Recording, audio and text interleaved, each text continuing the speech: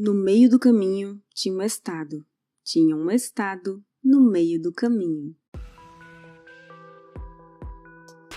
Este é o Visão Libertária, sua fonte de informações descentralizadas e distribuídas.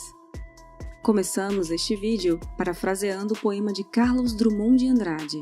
No meio do caminho tinha uma pedra. Tinha uma pedra no meio do caminho. Só que a pedra aqui se refere ao estado, uma estrutura amorfa, parasitária e deletéria. Neste vídeo, traçaremos uma analogia ecológica para os níveis da sociedade. Para começar, tanto a palavra economia quanto ecologia têm o prefixo grego oikos, que significa casa. A casa onde ocorrem as interações de sobrevivência entre os humanos é o objeto de estudo da economia. A casa das interações entre os seres vivos é a ecologia. Em linhas gerais, ambas estudam como os recursos são alocados e distribuídos para gerar um equilíbrio entre competição e cooperação.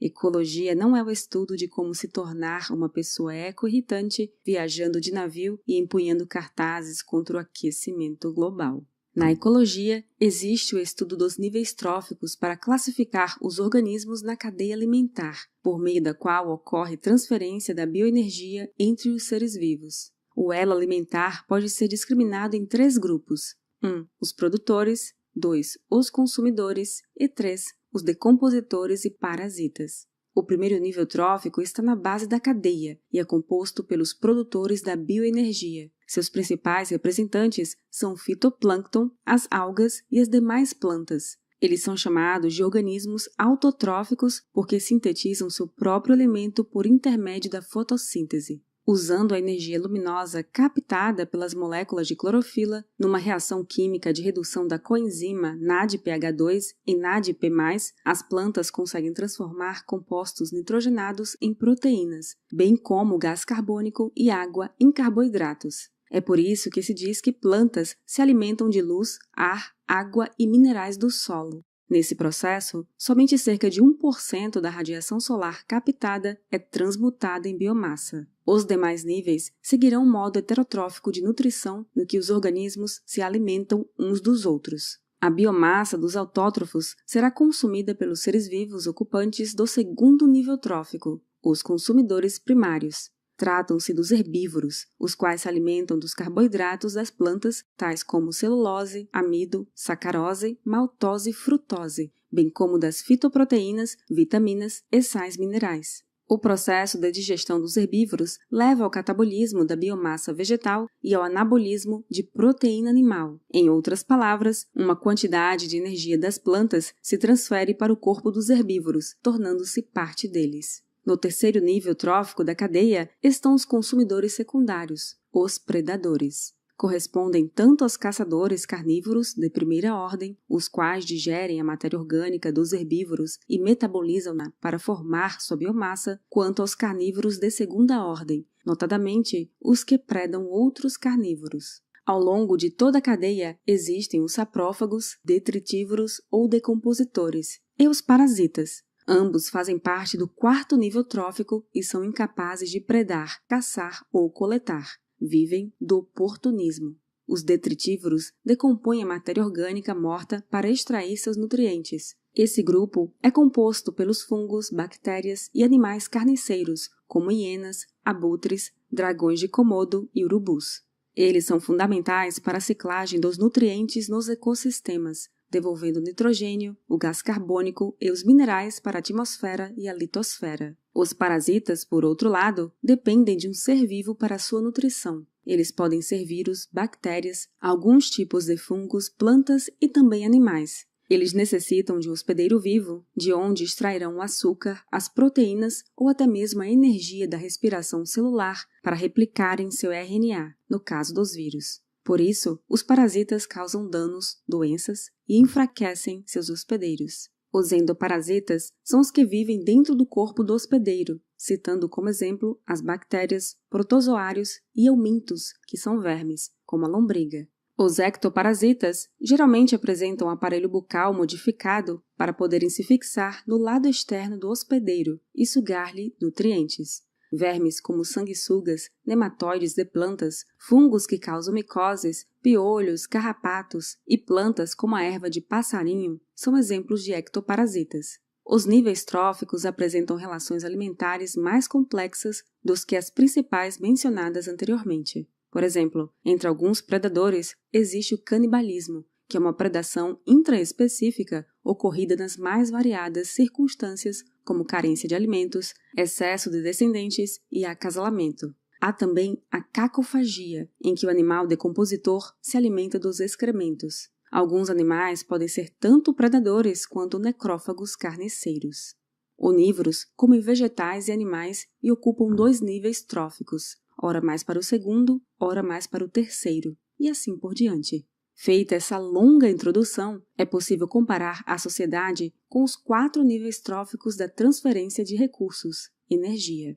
Representando os autótrofos estão os indivíduos que, pelo trabalho e inteligência, produzem bens econômicos a partir dos recursos exíguos da natureza. Portanto, o primeiro degrau trófico social é composto pelos produtores rurais e pela indústria. No segundo nível, aglomeram-se os atravessadores, isto é, todos os indivíduos ligados à logística da distribuição dos bens de produção entre diversos setores, agregação de valor no produto e criação de serviços. O terceiro patamar corresponde ao comércio de atacado e varejo, para os consumidores finais. Finalmente, no quarto nível trófico social, aparece a figura do Estado parasitário, saqueador, decompositor de recursos, prestando serviços, os quais, na maioria das vezes, só se sustentam por serem monopólios impostos pela ameaça e uso da força.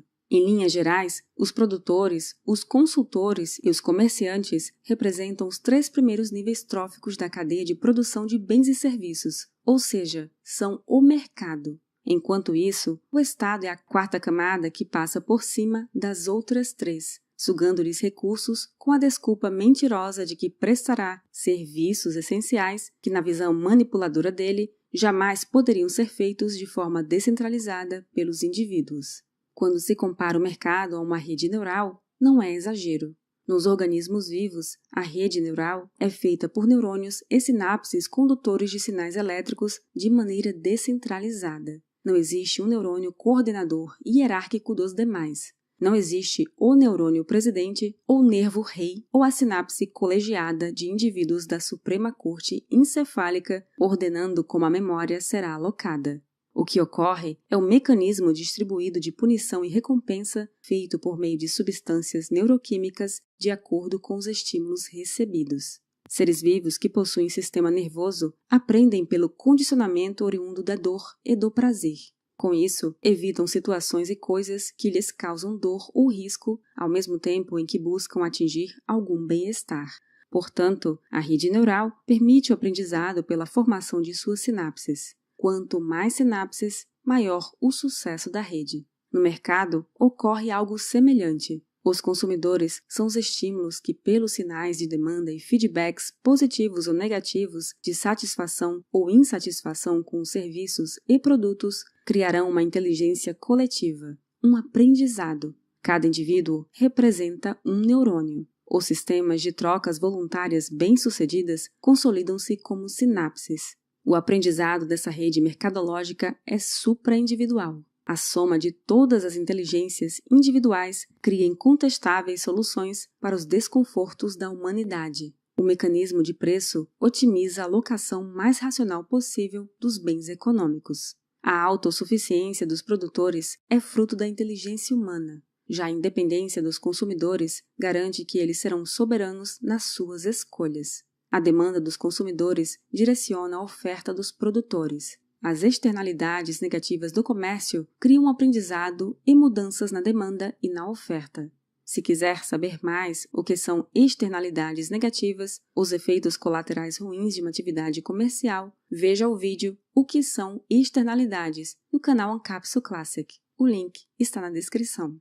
Aos poucos, a rede neural do mercado chega a um equilíbrio que acarretará em maior satisfação generalizada. Isso tudo pode ocorrer entre as 2 partes, produtores e consumidores, sem a interferência de um intruso que não produz e ainda diminui o poder de compra das pessoas. Quando o Estado interfere na cadeia produtiva e no sistema de preços, ele se comporta como um parasita injetando uma neurotoxina que nubla a correta percepção do mercado. Ele distorce a correta distribuição dos recursos. Tal como uma droga, ele recompensa os sinais errados e penaliza os sinais certos. Portanto, ele dificulta o aprendizado da rede neural. A resultante disso é não apenas a crise macroeconômica, como também o atraso no desenvolvimento do mercado. Apesar da intoxicação causada pelo Estado, o mercado encontra um jeito de se regenerar. Isso porque a ordem natural dele é como a de um rio que, ao se deparar com uma pedra, contorna-a. O mercado progride apesar do Estado e não por causa dele. O Estado não é essencial aos indivíduos. É o contrário, são os indivíduos e sua força produtiva que são essenciais ao Estado. Mesmo se o minarquista quiser aceitar um Estado mínimo, ele tem que saber que não deveria existir banco central, nem economia planificada e nem controle do dinheiro. Deveria apenas ser um mediador de conflitos, uma agência de segurança e ordem pública ou talvez um fundo voluntário de emergências. E vamos além. Para deixar de ser uma máfia parasitária, defendemos que surjam vários governos privados não monopolistas, em que um pode limitar a atuação do outro de acordo com as preferências dos clientes. Procure mais vídeos aqui no Visão Libertária para entender mais a fundo o anarcocapitalismo. Não propomos a solução do universo, apenas queremos o fim do maior problema da atualidade, a escravidão estatal. Obrigada por sua audiência. Este artigo foi sugerido e escrito por Rhodes, revisado por Paulo Almeida e narrado por Baby Yoda. Se você gosta do nosso conteúdo, inscreva-se no canal e clique no ícone de campainha para não perder os próximos vídeos. Se você quiser contribuir com o canal e sugerir uma pauta, vá ao nosso site visãolibertaria.com. Até a próxima!